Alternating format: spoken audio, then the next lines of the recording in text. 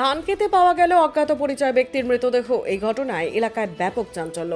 সিতাই ব্লকের আদাবাড়ি অঞ্চলের বাজিতচাত্রা গ্রামের একটি ধান খেতে জল সেচ দিতে গিয়ে সেখানে ওই কৃষকের নজরে একটি মৃত ব্যক্তির দেহ নজরে আসে। সাথে সাথেই তার ডাকাডাকিতে গ্রামবাসীরা ধান খেতে ছুটে এসে ওই মৃত ব্যক্তির দেহ দেখতে পায়। তৎক্ষণাৎ সিতাই থানায় খবর দেওয়া হয়। খবর পেয়ে সিতাই থানার পুলিশ ঘটনাস্থলে এসে পৌঁছয়। পুলিশ ঘটনাস্থলে এসে দেখেন ওই দেহটির নানা অংশ কুকুর শিয়ালে খুবলে খেয়ে নিয়েছে। ঘটনা সূত্রে জানা যায় ৩ দিন ধরে উক্ত ব্যক্তি নিখোঁজ ছিলেন। সে চামটা অঞ্চলের সাতভান্ডারি গ্রামের বাসিন্দা। পুলিশ সূত্রে জানা যায় মৃত ব্যক্তির নাম সুশীল বর্মন, বয়স ৬২ বছর। এ বিষয়ে সিতাই থানায় নিখোঁজ ডায়েরি করতে এসে তার ছেলে সুবল চন্দ্র বর্মন খবর পেয়ে বাজিতচাত্রা গ্রামে গিয়ে ওই মৃত ব্যক্তি তার বাবা বলে শনাক্ত করেন। জানা যায় উক্ত ব্যক্তি মানসিক ভারসাম্যহীন। তবে পুলিশ ওই মৃত ব্যক্তির দেহ সিতাই থানায় নিয়ে যান এবং দেহটি ময়নাতদন্তের জন্য মাথাভাঙায় পাঠানো হয় বলে পুলিশ জানিয়েছেন। দেখুন সেই চিত্র। সিতাই থেকে সুনীল কুমার বর্মনের রিপোর্ট, খবরিয়া নিউজ।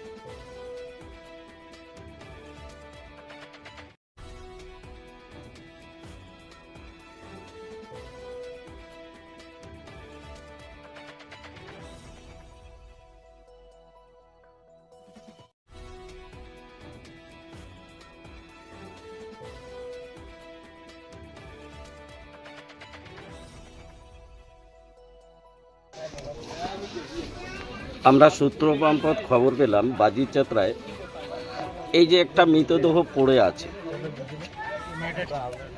আপনি এই ব্যাপারে কি বলবেন? একটা ধান খেতে মৃতদেহ পড়ে আছে, ও বিষয়ে আমার একটা বলার, সেটা হচ্ছে আমাদের অজ্ঞাত পরিচয়, মানে আমাদের গ্রামে বাজিতচাত্রা গ্রামে ওনাকে কেউ চেনেও না, জানেও না।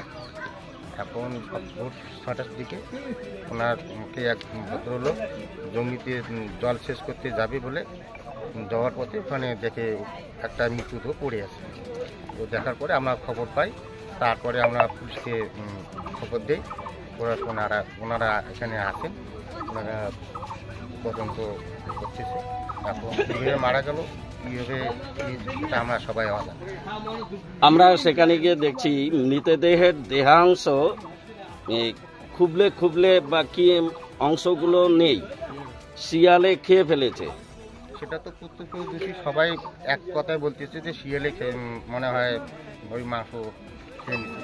এখন সেটা প্রমাণ ছাড়া তো আমরা ওটা ডাইরেক্ট বলতে পারি না যে শিয়ালে খেয়েছে কি মানুষই কোনো কিছু করছে। আপনার নাম? চন্দন কুমার। আপনি এই বাজিতচাত্রা গ্রামের কোন পদে আছেন? গ্রাম পঞ্চায়েত আদাবাড়ি অঞ্চলের গ্রাম পঞ্চায়েত সদস্য। ধন্যবাদ।